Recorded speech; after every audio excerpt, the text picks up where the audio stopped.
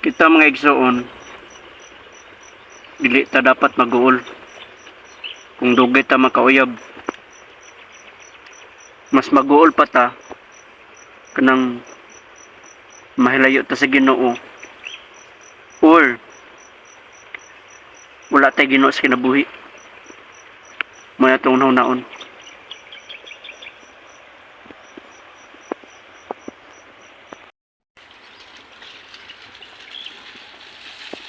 Wala ta nag-need og tao para makompleto ta.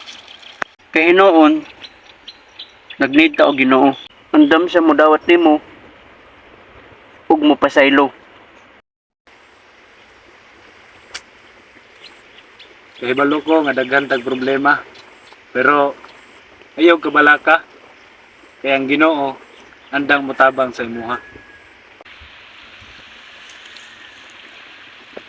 Igsoon,